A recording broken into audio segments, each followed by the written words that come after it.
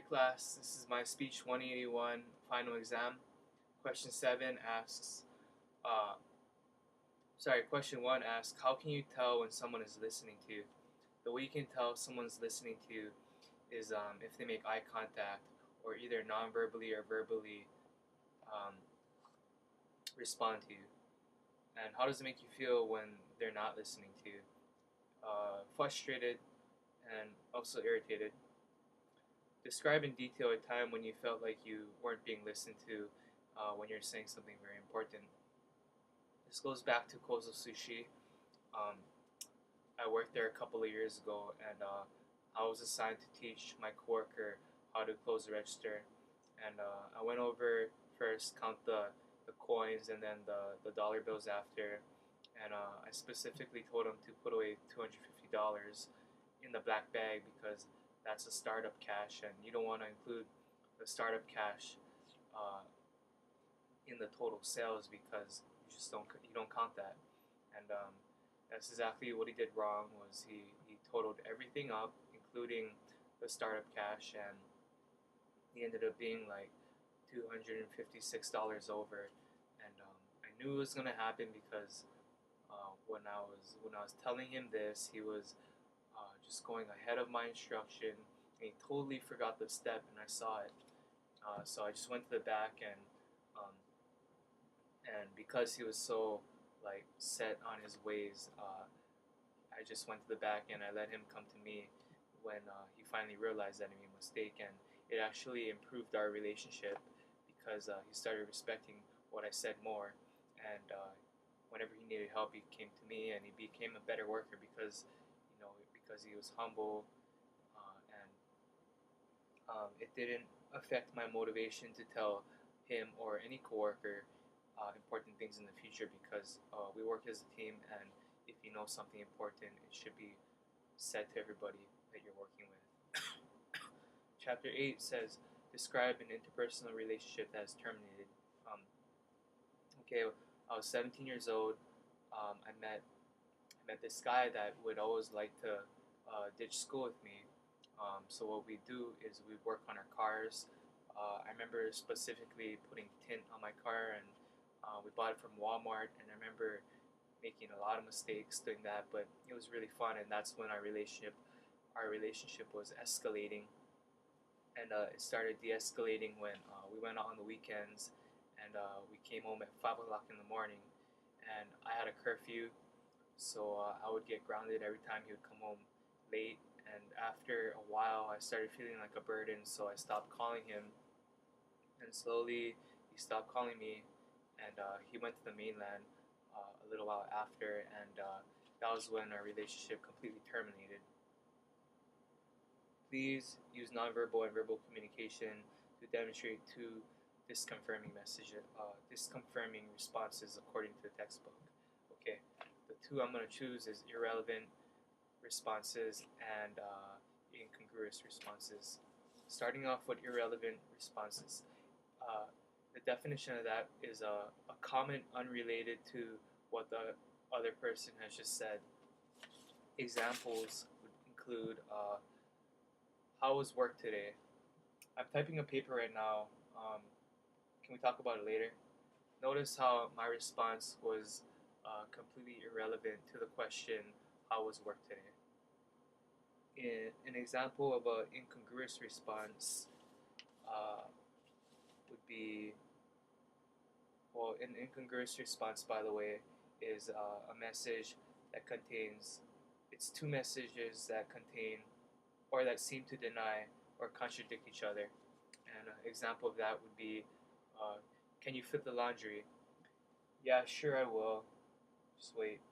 You notice how you notice how I said that I'd flip the laundry, but my body language and my voice tone was saying something completely opposite, that I don't want to do it. That's a good example of it.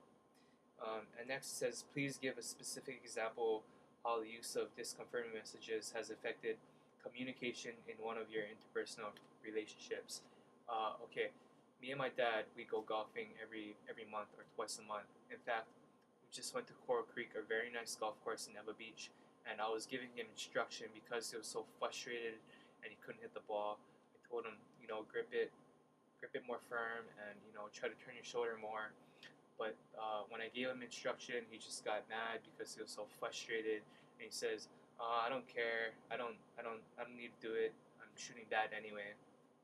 So that's an example of that. Chapter 11 says, describe a recent conflict that you have had in your interpersonal relationships. A recent conflict would be with my mom. It's not dad, it's mom. I signed up for spring 2014, and I didn't get 2 classes that I wanted because it was full. So she told me to go talk to a counselor and see if he can get in. My argument was the counselor can't get me in. I just have to wait on the waiting list. So she started attacking me after, saying, you're never going to graduate. You might as well just go full time, get a full time job already because you're wasting your time. And right there, I just stopped and I accommodated her, and I called the counselor immediately, and she told me that you have to jump on the waiting list or message the instructor, seeing if you can squeeze into the class. And I ended up winning the argument, but and she used direct aggression on me. So, and the next thing says, describe in detail which way you can use any or all of the conflict management skills to improve your ability to approach conflict in your relationships. Okay, for me, I think the biggest skill I can use would be collaborating. Collaborating is a show of concern for yourself and others, and solving problems together. This way, you can get 2 perspectives and work together to solve a problem instead of being self-centered and doing everything your way. You do it our way. And in the book, it says it's a win-win situation. So I'll probably use that. Next question. Please describe at least one of your peers' posts that have impacted you or you felt were particularly strong. Everybody had strong posts, by the way, and I feel like everybody elaborated well on the topics chosen, and we all did a good job. But one person who stood out to me was Susie, because I was kind of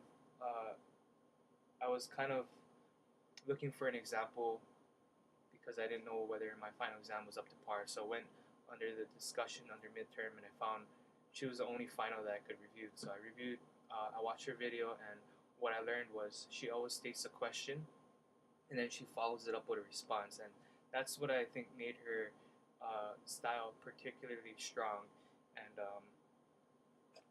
that's something I'm actually using now in my final video. So thank you. And the last question is, please create a critical question from Chapter 9. Share your question and answer. I was reading through Chapter 9, and I was reading about short-term and long-term friendships. So I created the question, please describe a short-term and long-term relationship. A short-term relationship for me would be I met this guy Kainoa at a poker table when I was into gambling, and we became friends, and our relationship lasted for about a couple years, playing poker and going out, playing golf, doing whatever. But it ended when he moved to the Big Island, and I just kind of grew out of gambling and playing golf all the time, and I ended up going back to school. So it's kind of where it ended. And a long-term relationship would be me and my friend Adam. He's my neighbor, and we've been friends ever since we were 8 or 9 years old, and till today, at 25 years old, we're still pretty close. We work out together. We go on hikes. We hang out a lot, and he's probably one of my best friends. So that's an example of a long-term relationship, knowing the person over many years. And that'll be it for my final. Thank you very much, class.